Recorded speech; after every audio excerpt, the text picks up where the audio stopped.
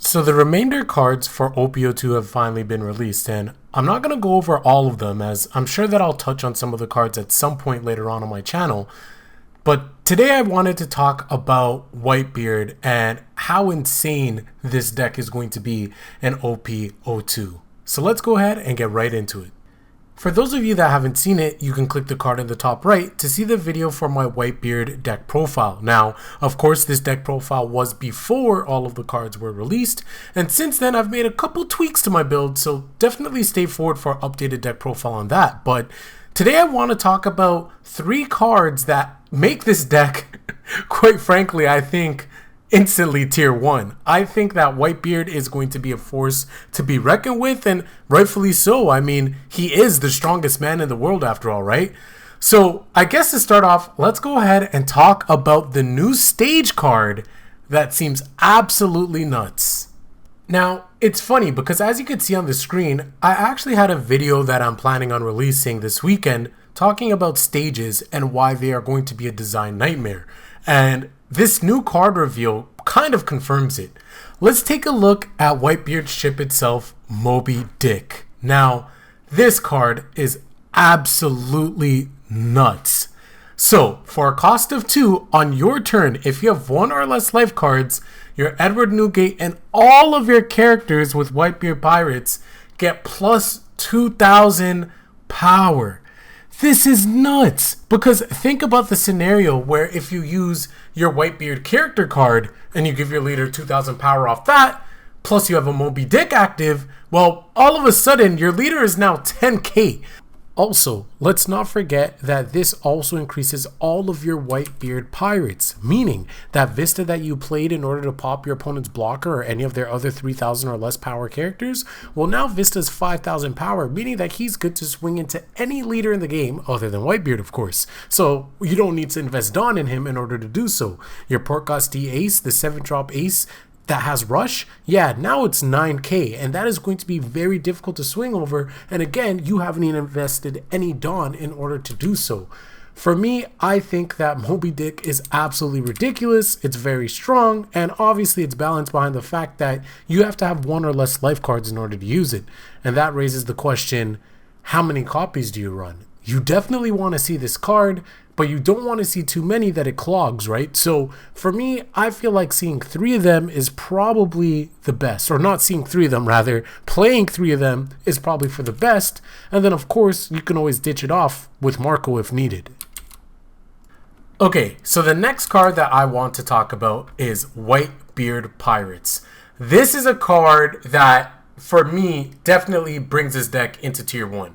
If you guys remember in my video, and again, if you guys haven't watched it, make sure you go watch it. If you guys remember my video where I talked about in my Whitebeard deck profile, I talked about basically the only downsides of this deck is you need to see your 9-drop Edward Newgate. Like, you need to see Whitebeard.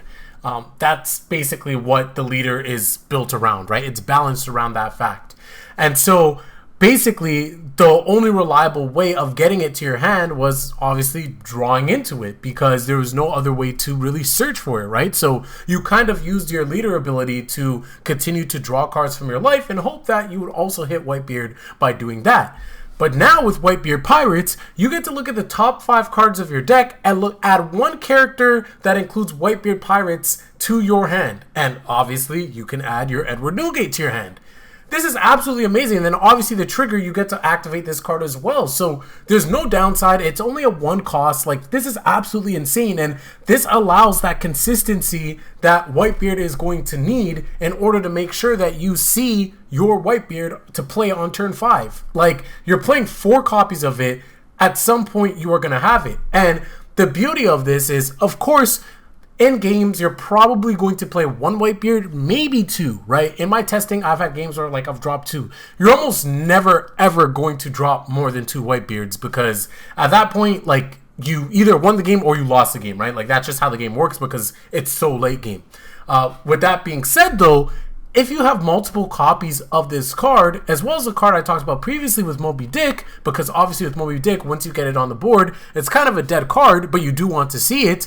these cards can be used as fodder for Marco, right? These guys, or these characters, this stage in this event, actually have the Whitebeard tag, right? The Whitebeard Pirates tag, meaning that you can go ahead and trash these cards to bring back Marco from your trash and use him as a blocker once again.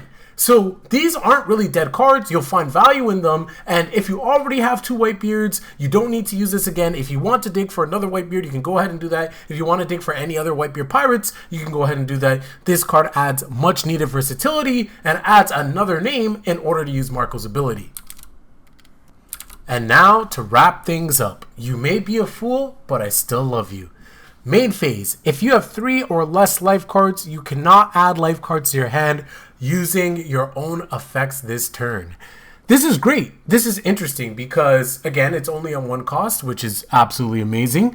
But more importantly, if you have 3 or less life cards, you don't have to self-harm due to your leader effect. And this is pretty good because obviously it allows you to survive that 1 extra turn.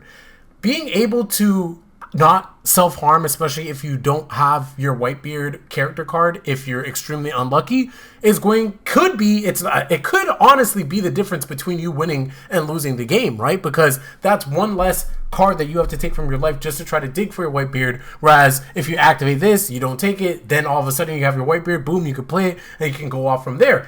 Also, even if you do have your Whitebeard, right? Your Whitebeard's effect is only 1 turn. It's a 9-drop. Turn passes back over to you. You can play this if you don't have another Whitebeard, and then you don't get self-harmed. So this is going to be a card that is definitely going to be played. Of course, obviously, it could be pitched off for Marco as well, which is always a bonus. But it's definitely going to be played in some form or fashion because I believe that it's going to allow you to do interesting things and help you survive in terms of the game state so you can get to that point of playing your Whitebeard. Like I said, the whole goal of the deck, at least the way that I play it, is to just play safe, scale, try to take 0 damage until turn 5, and that is when you really get to play the game. So overall, I think these 3 cards definitely will bring Whitebeard to the top. Obviously, there are other cards in red that were shown, and I haven't even talked about Ace, but I definitely think that Whitebeard is a deck that is going to be tier 1. I've already started editing my build, and like I said at the start of the video, definitely look forward to my deck profile on that because that is coming soon, as well as some gameplay between both Whitebeard as well as Sakazuki, both my decks that I put together and put deck profiles on. I'll be putting them head to head. So I got a ton of entertaining content for you guys coming up. Make sure you guys are subscribed, like the video, share with a friend, all that good stuff, and I will catch you guys later. Peace.